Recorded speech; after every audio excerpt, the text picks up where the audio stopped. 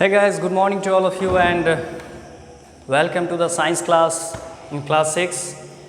तो आज हम लोग बात करेंगे वाटर साइकिल और उससे पहले बात करेंगे क्लाउड फॉर्मेशन के बारे में।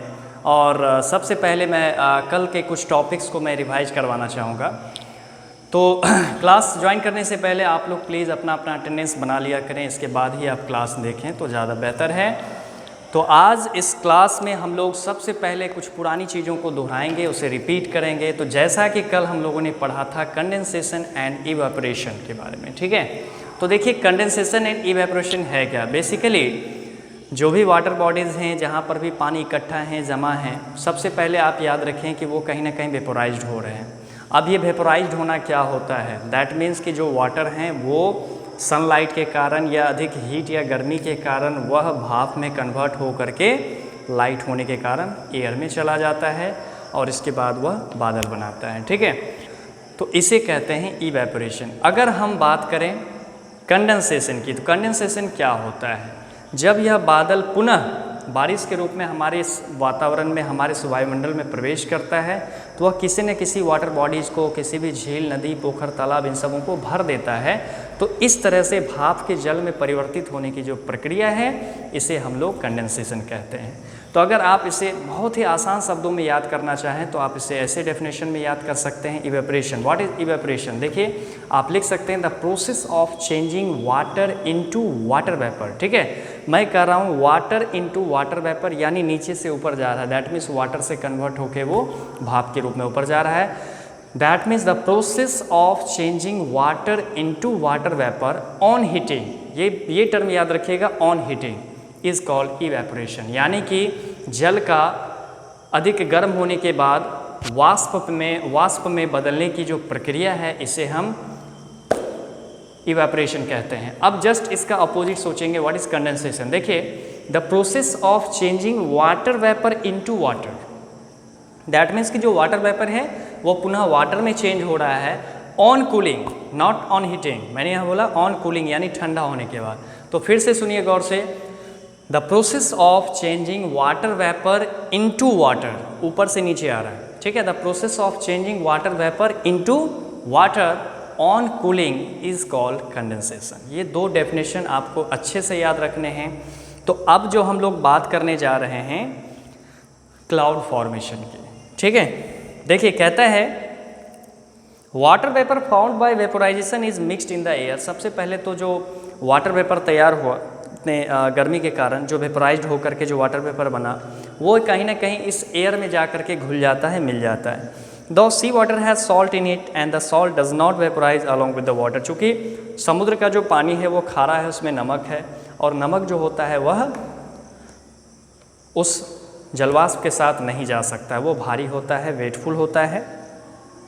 कहता है कि the rays of the sun heat the earth as well as the air. यहाँ तक कि जो सूर्य की किरणें होती हैं वह पृथ्वी के साथ साथ हमारे इस वातावरण में फैले हुए हवा को भी गर्म करता है, ठीक है, उसे हीट करता है।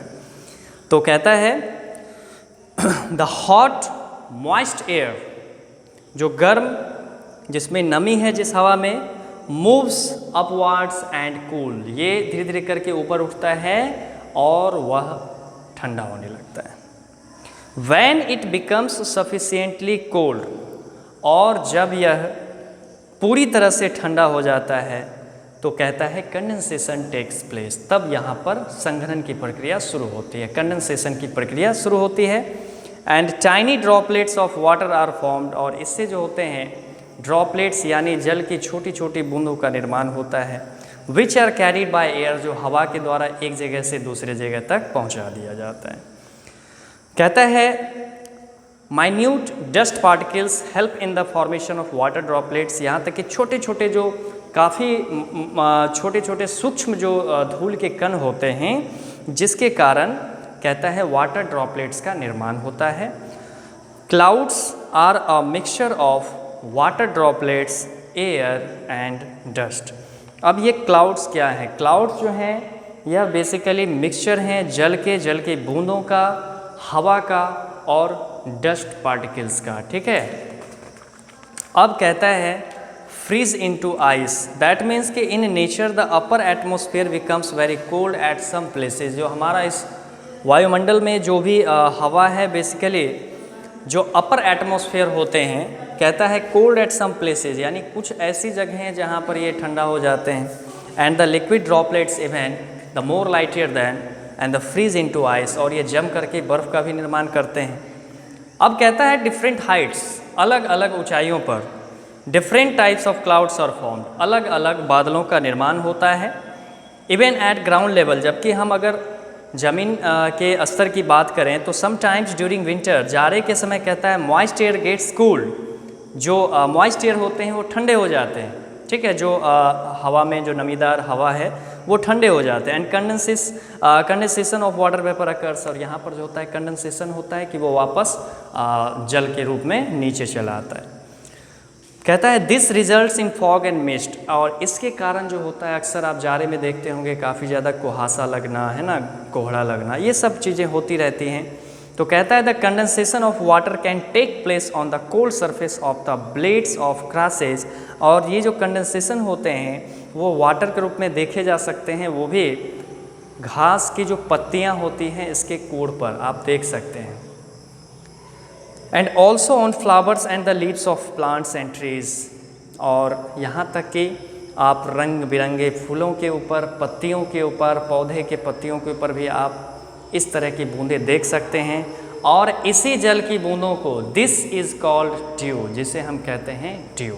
ठीक है, देखिए कहता है fact file, if we can see less than 1 kilometre through the cloud of water droplets it is known as fog. अगर हम जो ड्रॉपलेट्स होते हैं वाटर ड्रॉपलेट्स, अगर इसमें तकरीबन हम 1 किलोमीटर से कम की दूरी देख पा रहे हैं तो दैट मीन्स इसे हम फॉग कहेंगे. ठीक है, and if we can see between 1 and 2 kilometre, अगर हम 1 से 2 किलोमीटर के बीच देख पा रहे हैं तो इसे हम मिस्ट कहेंगे.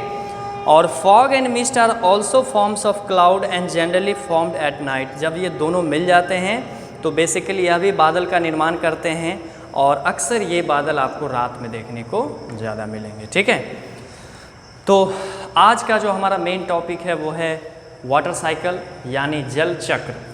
ठीक है, देखिए ये जो मैंने वाटर साइकिल जो टॉपिक बनाया है, मैंने यहाँ 2 चीज़ें बताई, एक तो इवेपोरेशन, दूसरा मैंने बताया कंडेंसेशन. ये वाटर साइकिल है.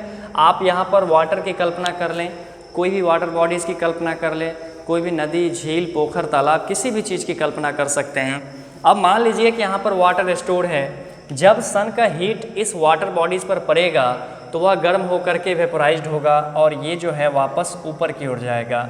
इस प्रोसेस को हम इवेपोरेशन कहते हैं. और जब यही फिर बादल का निर्माण करेगा, फिर ये ठंडा होने के बाद नीचे आएगा बारिश के रूप में. ये जो आप एरो हेड देख रहे हैं नीचे आ रहा है, इसे हम कंडेंसेशन कहेंगे. तो आइए अब इस टॉपिक को हम इस दोनों डेफिनेशन के माध्यम से अच्छे से समझते हैं. कहता है water from different water bodies like rivers, ponds, lakes, seas, oceans et cetera evaporates due to the sunset. सूरज के गर्मी के कारण, उसके उष्मा के कारण जितने भी जल के मुख्य स्रोत हैं, चाहे वो नदी हो, तालाब हो, झील हो, समुद्र हो, महासागर हो, इन सभी के जो जल होते हैं वह इवेपोरेट्स होते हैं, मतलब वाष्पीकृत होते हैं. Transpiration from plants also adds large amount of water vapour to the atmosphere. अब ये ट्रांसपायरेशन क्या है? देखिए बहुत ही बार मैंने इसके बारे में चर्चा किया कि पेड़ पौधे भी, जैसे इंसान अगर श्वास लेता है, छोड़ता है, तो इस प्रोसेस को हम रेस्पायरेशन कहते हैं. ठीक पेड़ पौधे भी जब श्वास लेने की जो प्रक्रिया है, छोड़ने की जो प्रक्रिया है, इसे हम ट्रांसपायरेशन कहते हैं. तो पौधे में ट्रांसपायरेशन के कारण जो है उससे भी जो वाटर वेपर रिलीज होते हैं, यह भी इवेपोरेशन का कारण होता है. कहता है इससे भी हमारे इस एटमॉस्फेयर में वाटर वेपर जो होते हैं रिलीज होते रहते हैं. The water vapour rises and reaches the upper cooler layers of the atmosphere. जो वाटर वेपर होते हैं वो लाइटियर होते हैं, इनका डेंसिटी कम होता है, हल्का होता है, जिसके कारण यह उड़ते उड़ते धीरे धीरे करके जो है वो हमारे अपर कूलर लेयर्स यानी एटमॉस्फेयर का जो वायुमंडल का जो सबसे ऊपरी हिस्सा है, जो ठंडा लेयर है, वहाँ तक पहुँच जाता है. And condenses to form water droplets, और वहाँ जाके वो ठंडा होता है और वहाँ वाटर ड्रॉपलेट्स बना देता है. ये वाटर ड्रॉपलेट्स एक्चुअली अगर आप समझना चाहें तो किसी भी खौलते हुए कढ़ाई में जब पानी खौल रहा होता है, जब उसके ऊपर आप कोई ठंडा या कूल ढक्कन वगैरह रखते हैं तो देखते हैं कि जो वाटर वेपर उसमें जब आकर के सटता है तो वहाँ पर वो जो होता है छोटी छोटी जल की बूंदों का निर्माण होता है, जिसे हम वाटर ड्रॉपलेट्स कहते हैं. ठीक है, तो ठीक इसी प्रकार के छोटे छोटे ड्रॉपलेट से जो होते हैं आसमान में क्लाउड्स का निर्माण हुआ। As the clouds gain more and more water, जब उस बादल में अधिक से अधिक पानी जमा हो गए तो कहता है दे बिकम टू हैवी, और ये काफ़ी ज़्यादा भारी हो जाते हैं, ठीक है। और ये जब ज़्यादा भारी हो जाते हैं तो कहता है can't hold the water drops any longer, और ये जो है ज़्यादा पानी को फिर एब्जॉर्ब नहीं कर पाते हैं अपने अंदर में। They fall on the earth in the form of rain और प्रेसिपिटेशन, तो ये इस पृथ्वी पर जल, बारिश या किसी भी जल के दूसरे अन्य रूपों में बरस जाते हैं।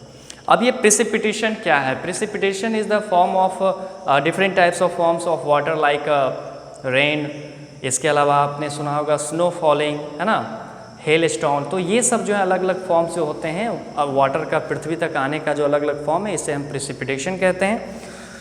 तो कहता है the rain water falls on river, lakes, ponds, stream, seas, oceans et cetera, इन सभी जगहों पर जो होते हैं बारिश के पानी जमा होते हैं। The rain that falls on the land flow down the hills towards low lying area such as rivers and streams, और इसके बाद बारिश का जो जल है वह पहाड़ चोटियों से होते हुए जो निचले तराई इलाके होते हैं वहाँ जा कर के झील में या नदियों में जमा होते हैं। The rivers carry water towards the sea, और ये जो नदियाँ हैं वह इन जलों को समुद्र यानी सागर की तरफ ले जाती हैं। सम रेन वाटर में also get frozen on mountains and high altitude areas during cold climatic conditions.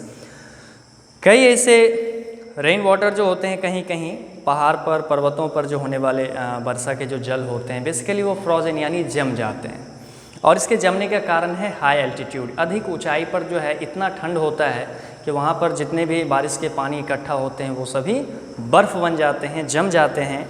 This frozen water melts during summer, और यही जो है गर्मी के सीज़न में आने पर फिर से वो पिघलता है and flow into rivers and lakes, और यह बहकर नदियों में, झीलों में चला जाता है। And finally ends up into seas and oceans, और आखिरकार यह समुद्र में, महासागरों में जा कर के मिल जाता है। From where it evaporates again, और वापस वहाँ से फिर वो इवेपोरेट होता है, फिर से ये आसमान में जाता है, और फिर से वहाँ से जो है ये सारी प्रोसेस के बाद पुनः ये जो है पृथ्वी तक आता है। तो इस तरह से वापस पृथ्वी का बार बार पृथ्वी पर बारिश का आना, फिर पुनः इवेपोरेट होकर के उसका बादल बनना। तो मतलब continuous movement of water change into water vapour and water vapour from into water. तो this continuous movement of water is called water cycle. तो इसी मूवमेंट को हम लोग वाटर साइकिल कहते हैं। और याद रखें कि हमारे इस नेचर में ये जो वाटर साइकिल की जो प्रक्रिया है ये लगातार सतत रूप से चलती रहती है। और सबसे अहम जानकारी कि हमारे इस प्रकृति में ना तो पानी की मात्रा कभी कमी है, ना घटी है, ना बढ़ी है, ठीक है। जितना था कांस्टेंट है उतना ही है। जल की मात्रा कभी घटती नहीं है। हाँ, बस पीने वाले जो जल हैं उसकी मात्रा घट रही है, लेकिन वो भी तो पानी है, वो भी जल है तो हमारे इस वायुमंडल में ही, परंतु वह पीने योग्य नहीं है, ठीक है। हमने उसे काफ़ी ज़्यादा दूषित कर दिया है। तो इस तरह से इस चैप्टर से हमने काफ़ी कुछ सीखने को मिला। हमने बहुत कुछ सीखा कि हमें क्या करना चाहिए, क्या नहीं करना चाहिए जल के बारे में। तो हम जहाँ तक हो सके हमारा अथक प्रयास हो कि हम जल को बचाएं, खास करके जो पीने वाले जल हैं उसे जितना अच्छे से हो सके हम उसका उपयोग करें, जितनी सावधानी से हो सके उसका इस्तेमाल करें, उसे मिसयूज़ ना करें ऐसे जल का, ठीक है। क्योंकि अक्सर हम अपने आसपास के क्षेत्रों में देख सकते हैं जो सूखाग्रस्त क्षेत्र है, जहाँ जल की किल्लतें हैं, लोग किस प्रकार से जल के लिए व्याकुल हैं। तो जब हमारे पास ये एक अमूल्य संसाधन है तो हम इसे क्यों वेस्ट करें, ठीक है। तो इन सारी बातों को अपने जहन में रखते हुए आप लोग भी पॉजिटिवली इसके बारे में सोचें और इस एक्सरसाइज को अच्छे से कंप्लीट करने का प्रयास करेंगे, ताकि मैं अगले दिन से कोई नया एक्सरसाइज पुनः स्टार्ट करूँगा, ठीक है। आज के लिए बस इतना ही। Best of luck. Thank you. Thanks for watching video. Thank you.